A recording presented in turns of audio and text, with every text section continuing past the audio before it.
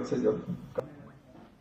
अगले क्रम में मैं आमंत्रित करूंगा श्रीमान सीनियर डीएम साहब श्रीमान जितेंद्र जी मीणा जी को।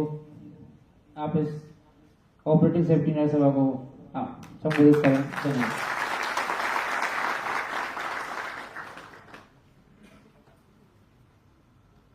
रेस्पेक्टेड डीआरएफ, मंच पर आसीन मेरे साथी अधिकारीगण, कार्यकारिणी के सदस्य और अन्य साथियों, जैसे कि आपकी एसोसिएशन की मीटिंग अजमेर के अंदर है, आप लोगों की ऊर्जा पहले दिन से दिख रही थी। जब से आप लोग हमें इन्वाइट करने आए थे, हमारे नॉलेज में आया था कि आप लोग इस तरह का एक सेमिनार करने जा रहे हैं। आप लोगों के जो पूरा संगठन है उसके आगे आपकी डिमांड्स क्या है, आप लोगों के बीच में परिचर्चा के बिंदु इनके लिए भी है, और इसको एक महत्व ये भी प्रदान करता है कि आपने इसका नाम रखा संरक्षा सेमिनार, जो कि कार्य के प्रति आप लोगों की कर्तव्य निष्ठा को, दृढ़ता को दिखाता है।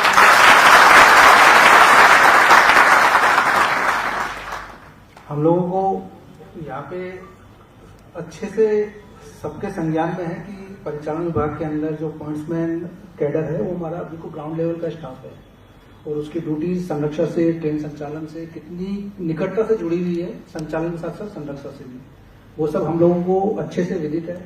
कुछ आप लोगों की समस्याएं भी हैं, जैसा कि आप लोगों ने कहा कि आपकी समस्याओं पर खैर हमारे सामने चर्चा नहीं हो पाई, लेकिन कुछ आप लोगों की समस्याएं भी हैं, जैसे डीएम साहब ने भी आप लोगों को आश्वस्त किया। और मैं आप लोगों को बताना चाहूंगा कि आपकी जो इश्यूज हैं, समस्याएं हैं, उसमें हमारे मंडल में डीएम साहब के सानिध्य में बहुत अच्छे से वो संज्ञान में भी और कार्य भी हो रहा है। मैं शॉर्ट में 2-3 एग्जाम्पल आपको, जैसे मेरे हिसाब से यहाँ पे काफी ऑल ओवर इंडिया से लोग आए हुए हैं, उन्हें बताना चाहूंगा। जैसे काफी लॉन्ग पेंडिंग डिमांड्स है आप लोगों की, ऑफ साइड में पॉइंट्समैन के शेल्टर होना चाहिए। मैं भी पिछले वीक सराबना स्टेशन में गया था, वहां पे भी स्टाफ ने अपना टेम्परेरी अरेंजमेंट कर रखा था। तो इस चीज के लिए हम लोगों ने एक वर्क भी सैंक्शन करा रखा है, और मैं मानता हूं कि विद इन 6 मंथ या इस साल के अंत तक आप लोगों के जो हमारे स्टेशन में यहाँ पे ऑफ साइड से प्लेटफॉर्म्स के जो अभी उपलब्धता नहीं है वो उपलब्ध हो जाएगा। एक जैसा कि मैंने कहा, संरक्षण से जुड़े हुए इशूज हमारी अभी सेफ्टी चैन्स आरडीएसओ अप्रूव्ड आ रही है, गुटके भी हमारे जो वुडन बेचेज है आरडीएसओ अप्रूव्ड आ रहे हैं, हमारे क्लैंप्स भी TWS वाले क्लैंप्स आ रहे हैं। तो एक बड़ा इशू रहता है, यार्ड सिक्योर रहता है, आप लोगों को वहां से कैरी करना पड़ता है। उसको लेके भी हम लोगों ने एक पूरा वर्क सैंक्शन करवा रखा है सेफ्टी इक्विपमेंट्स का, उससे आप लोगों को काफी हद तक मतलब जितना बेस्ट हो सकता है आप लोगों को रिलीफ मिलेगा। इसके अलावा हमारे जो बजट बड़े यार्ड है अजमेर, मदार, खासतौर पे दोनों हमारे कॉम्प्लिकेटेड यार्ड्स हैं, यहाँ पे आप लोगों की एक समस्या लंबे टाइम से चली आ रही है पाथवेज को लेकर। तो अजमेर के अंदर भी हम लोगों का वर्क सैंक्शन है और हम लोग उम्मीद करते हैं जल्दी काम पूरा होगा। मदार के अंदर भी अभी डीआरएम साहब ने एक सेफ्टी सेमिनार किया था, उसमें वहां का जो स्टाफ था पॉइंट्समैन का खासकर डीआरएम साहब ने रेज किया था।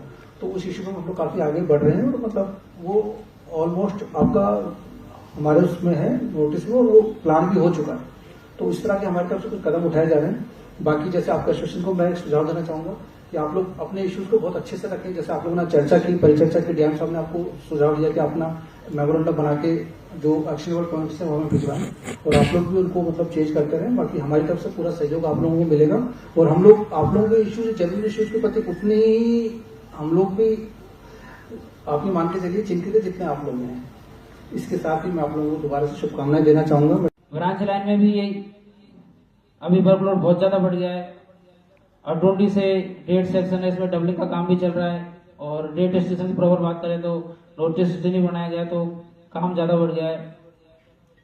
आगे घोसोटा से लेकर उदयपुर सेक्शन है, उसमें भी वर्किंग काफी ज्यादा हो गई। ट्रेन मूवमेंट आए दिन लोड स्टेबलर सिक्योर होते हैं, रिलीज होते हैं, तो काम बहुत ज्यादा बढ़ गया। तो सी रोस्टर क्लास में चेंज होना चाहिए। एक साथ सबसे बड़ी समस्या क्या है कि जब जॉब एनालिसिस होता है तो काम का जो एक्टिव समय होता है, सक्रिय समय, वो बहुत कम निकाला जाता है। जबकि 12 घंटे में कर्मचारी उपस्थित भी ड्यूटी पर रहता है, ना तो उसका कोई लंच टाइम होता है, ना वो रेस्ट कर सकता है, ना वो स्टेशन छोड़ सकता है। उसके बावजूद भी उसे जिसके लिए क्यों माना जाए। किसी भी ऑफिसर मूवमेंट होता है तो इंस्पेक्शन नोट में पहली लाइन ये लिखी जाती है, कर्मचारी पूर्ण गणवेश में और सतर्क पाया गया। जब कर्मचारी पूर्ण तरीके से सतर्क है और 12 घंटे ड्यूटी पर है, तो उस समय को निष्क्रिय क्यों माना जा रहा है। ये बहुत बड़ा महत्वपूर्ण बिंदु है।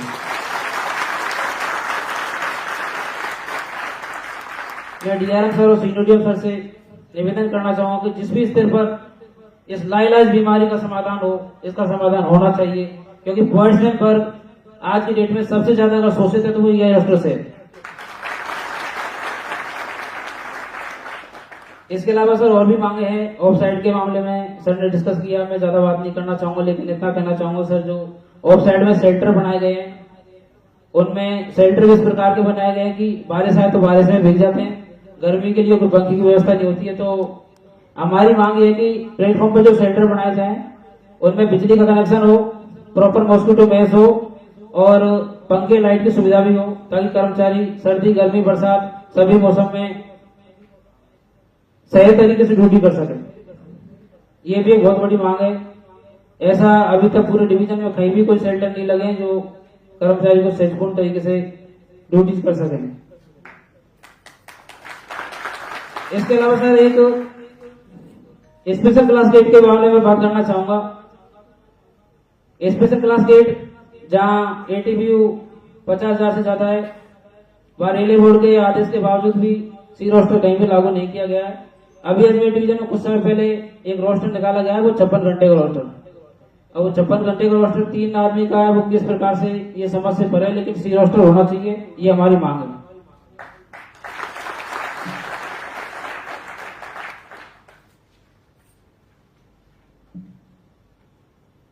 एक सर मावली का गेट है LC 51, वहां का भी सर एक रिसेंटली थोड़े दिन पूरे एक एक्सीडेंट होते हुए बच गया था, क्योंकि एक ही गेट में 2 गेटों को ऑपरेट करता है और वहां की गुमटी जो बनी हुई एकदम बीच में बनी हुई है दोनों गेटों के बीच में, और हाईवे का ट्रैफिक इतना जबरदस्त रहता है कि गेट में दोनों तरफ के व्हीकल्स को देख नहीं पाता है। और वहां का रोस्टर भी अभी वही नया जो रोस्टर आया उसके हिसाब से 56 घंटे वाला है, तो वहां पे या तो 2 गेट में डिफेंड किया जाए या फिर सी रोस्टर लागू किया जाना चाहिए। वहां की बहुत अति आवश्यक है।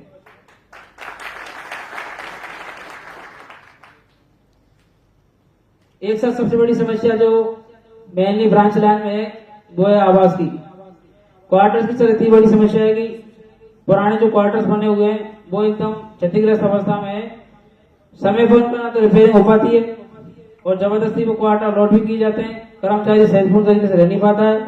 अलॉट भी हो जाता है ना तो वो HRM मिल पाते हैं, ना कर्मचारी सहजपूर्ण तरीके से रह पाते हैं।